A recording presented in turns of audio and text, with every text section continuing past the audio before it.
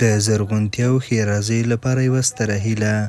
پلتوني بند د پکتیکا په مرکز ښرنه کې یوه هغه پراختیایي پروژه ده چې په بشپړېدو سره به یې اوبه مهار کرنیزې ځمکې خړوبې او برېښنا تولید شي.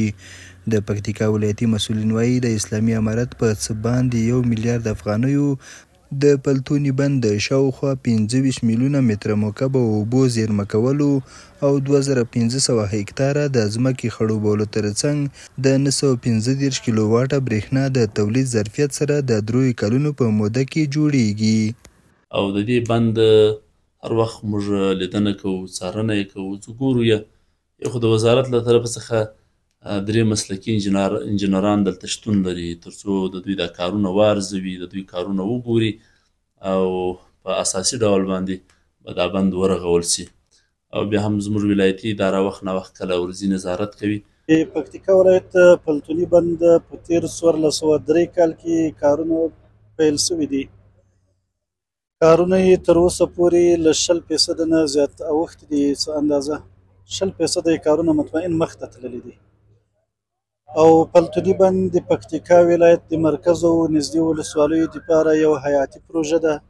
د یادې پروژې ساحوي انجینران وایي په پکتیکا کې دغه لومړنی بند 10 متره اوږدوالی لري چې د قرارداد سره سمې چارې په معیاري ډول سره روانې دي.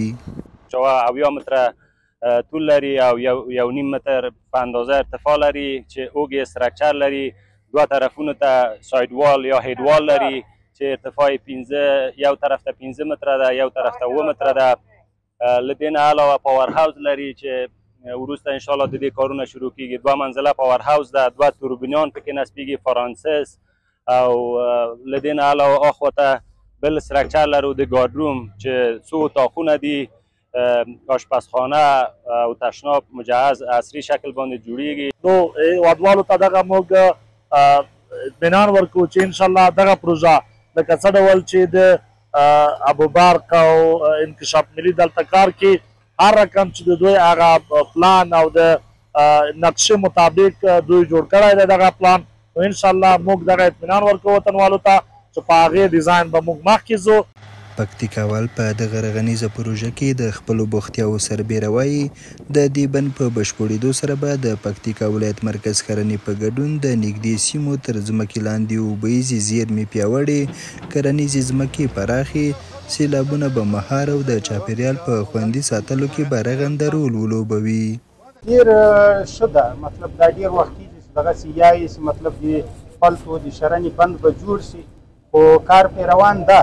مخکې نه و سوی چې کوشش زموږ هیله ده چې زر دا جوړ شي او دا مطلب پکتیکا ولایت دا کومې مځکې دا پاتې دي او په دغو باندې موږ کار شروع کړو او فایده او ګټې ترې واخلو. کلي کې ناست وو، کوم کار هم نه و، اوس دلته راغلی یو، بس دلته زه د استادۍ په لحاظ دلته کار کوم، سنګکاري کوم.